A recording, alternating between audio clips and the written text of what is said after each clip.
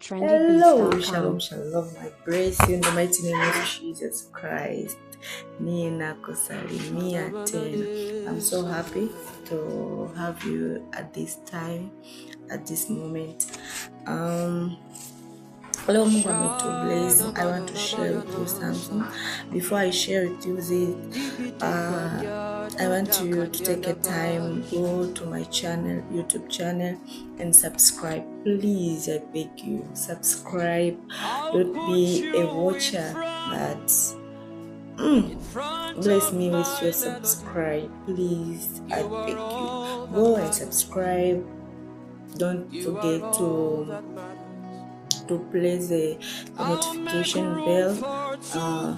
Enable you to get the notification and to be the first one to get anything that we put in our YouTube channel. So God bless you as you go and subscribe to my YouTube channel. God will bless you. Before I proceed, I want to pray first. Let us pray. Jehovah, we thank you. Thank you, we honor you. Thank you for this time. Thank you for this moment. I came before you, Jehovah. I bow down. Say thank you for your protection. Thank you for your love. Thank you for your care. Thank you for everything. I bless your name. I bless you. At this time, I start to talk with my fellow, with my friends. Please be with us.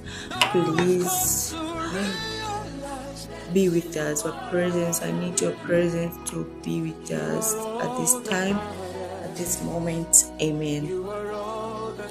Nataka tuongee. Kuna jambo limekuja kwa nguvu sana kwenye moyo wangu. I want to share with you. Sijajua kama umeshafika sehemu ambapo maisha yamekufikisha njia panda. Hujui cha kuamua, hujui pa kwenda, hujui nani wa kumshirikisha. Yani umefika njia panda and you don't know anything. Haujui chochote, haujui nani wa kwenda kumfuata, nani wa kwenda kumwomba ushauri, haujui nani anakuwazia mema, haujui njia gani upite. Umefika njia panda. Umefika sehemu ambayo unaona maamuzi yako ndio ya mwisho kuelekea pale ambapo unataka kwenda, aidha kuanguka au kuinuka. Umefika njia panda, ujui nitakachokiamua, je, kitanipeleka kwenye mafanikio au kitanipeleka kwenye mauti? Haujui, je, nitakachokifanya kitanisaidia au ndo kitanipoteza kabisa? Hujui huyu nikienda naye ni mtu ambaye ni sahihi kwangu au sio? Umefika kwenye hiyo njia panda na haujui chochote cha kufanya. Maisha sometimes huwa yanafikisha watu katika hilo eneo. Sometimes huwa yanafikisha mtu kwenye hilo eneo. So don't worry. Hiyo ni kawaida. Na huwa watu wanafika kwenye hizo situation. Kwa hiyo usiogope, usiwaze, lakini nataka nikutie moyo kwa neno hili. Neno la Mungu nasema katika njia zako zote mkiri Yesu, mkiri yeye naye atanyosha mapito yako. Wewe katika njia yako unafika mahali au uelewi au juu hichi ninachokifanya, je, kitanisaidia au la? Wewe mkiri Yesu. Mwambie Yesu, katika hili bado ninakuamini, katika hili ninakutegemea, katika hili ninaamini uko pamoja nami. Siamini kama umeniacha, siamini kama uko na mimi, siamini. Na shetani wakati mwingine anaweza kukuletea mawazo. Ukifika njia panda, ungeona Mungu amekuacha, ona hayuko pamoja nawe, ona unavyoteseka, ona unavyohangaika, ona zinakuwa nyingi. Lakini nataka nikwambie, my dear, Mungu anakupenda sana sana sana sana. anakuwazia mawazo mema. Anasema mawazo yake kwetu ni mawazo mema ya kutupa tumaini siku zetu za mwisho. Yani wewe cha kufanya, endelea kumkiri Yesu.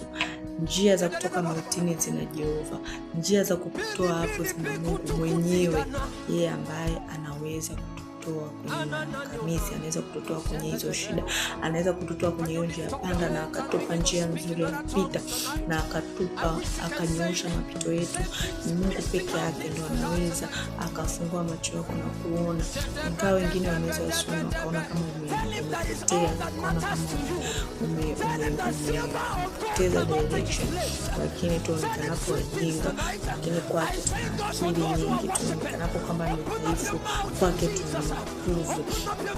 Hata watu wakuona, hata watu wengine vile ambavyo bati unatakiwa umekiri Yesu, uhakikishe jina lake, uhakikishe maneno yake yanatoka kwenye kinywa chako. Endelea kukiri uwezo, endelea kukiri neema ya Mungu ambayo iko juu yako. Don't worry about the environment, about the situations. Don't worry, because God is there with you.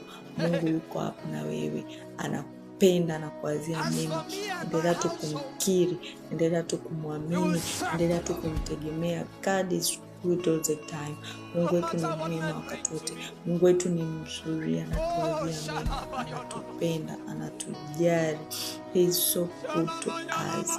So don't worry about anything. Anasema angalieni ndege wa angani, wanakula, wanakunywa, lakini hawapandi, hawavuni. Angalia majani ya kondeni jinsi ambavyo yanapendeza. Je, Mungu sio zaidi sana anaweza kufanyia vizuri? Anasema je, ikiwa nyinyi waovu mnaweza kuwapa watoto wenu vipawa vyema, si zaidi sana Baba yenu aliye mbinguni? Wakati mwingine neno lake limesema ametuchora kwenye vitanga vya mikono yake na kuta zetu ziko mbele yake daima. Anatuona, anatuangalia wakati wote.